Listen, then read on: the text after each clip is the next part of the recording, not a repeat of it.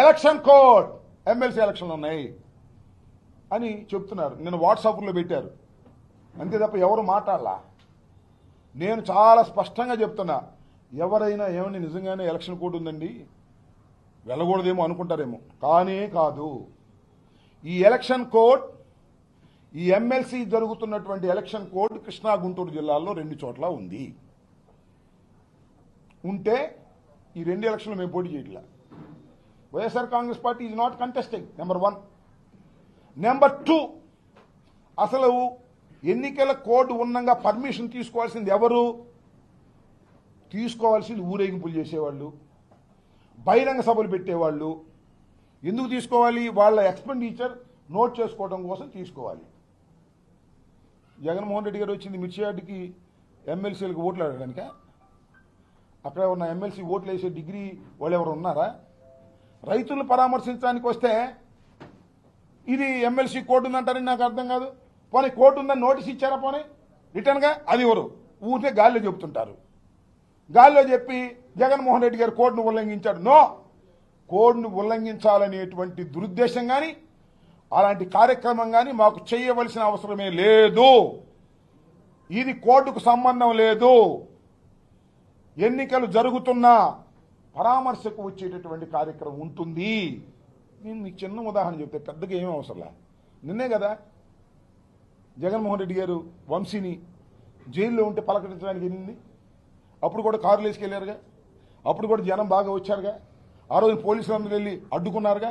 మరి అక్కడ వంశీని పలకరించడానికి వెళ్ళినప్పుడు రాని కోర్టు రైతుని పరామర్శించడానికి ఎందుకు వచ్చిందయ్యా బాబు? చెప్పాయి చంద్రబాబు నాయుడు గారు, మనం చేస్తానా? హోంమంత్రి గారు చెప్పమంటున్నా? అక్కడ ఇక్కడ ఒకటే కదా. కాకపోతే అక్కడ ఒక ఐజీ ఉన్నాడు, ఇక్కడ ఒక ఐజీ ఉన్నాడు. ఏమైనా తేడా ఉందేమో నాకు తెలియదు. కృష్ణా జిల్లా, గుంటూరు జిల్లాలో కలిసి ఎమ్మెల్సీ ఎన్నికలు జరుగుతున్నాయి. తెలుగుదేశం పోటీ చేస్తుంది, ఆపోజిషన్గా వేరే ఇండిపెండెంటో లేకపోతే ఇంకో ఆయన పోటీ చేస్తున్నాడు. మాకేం సంబంధం? ఎవరన్నా సపోర్ట్ చేశామా? లేదుగా. మరి గుంటూరు కృష్ణానదికి అటొక రూలు, కృష్ణానదికి ఇటొక రూలు ఉంటుందా? 2 ఒకే నియోజకవర్గం కదా ఎమ్మెల్సీలకు వచ్చి. అక్కడ లేని రూల్ ఇక్కడ ఎందుకు వచ్చింది? అక్కడంటే వంశీని పలకరిస్తున్నారు కదా, పెద్ద ప్రాబ్లం లేదనుకున్నారు. ఇక్కడ రైతులను పరామర్శిస్తున్నారే, రైతు ఇష్టం వచ్చినట్టు చెప్తాడే, ఉన్న వాస్తవాలు చెప్తాడే, అందువల్ల దీన్ని ఆపేయాలి ఎట్టాకొట్టగాని రాత్రి అంతా కుట్ర చేశారు. అయినా మా జగన్మోహన్ రెడ్డి గారు ఎన్ని కుట్రలు చేసినా ఛేదించుకొచ్చేవాడు కదా. చివరికి ఏం చెప్పారు? సెక్యూరిటీ లేదు ఇవాళ. It is very serious issue. ఇందాక మా మాజీ మంత్రి గారు చెప్పినట్టుగా, ఏమండి సెక్యూరిటీ ఎవరికి ఉంటుందండి? నాకు ఉంటుందా? వీళ్ళకు ఉంటుందా? ఉండదుగా. మీ మంత్రులు పోయినా కూడా మాకు ఉండదు. కానీ as ex chief minister Z+ security ఉంటుంది.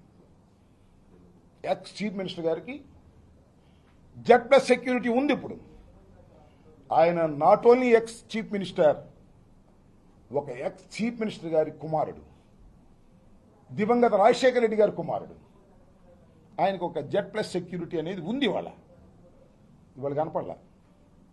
ఎందుకు కనపడలేదంటే పర్మిషన్ తీసుకోలేదంట. ఒక్కడు రాలేదండి, ఒక్క వ్యక్తి కూడా పోలీసులు రాలా. కానీ కొంతమంది వచ్చారు, నేను చూసా, మఫ్టీలో వచ్చారు. వచ్చి డోర్లు పైకి ఎగరేశారు. ఎందుకంటే కేసులు పెట్టడానికి.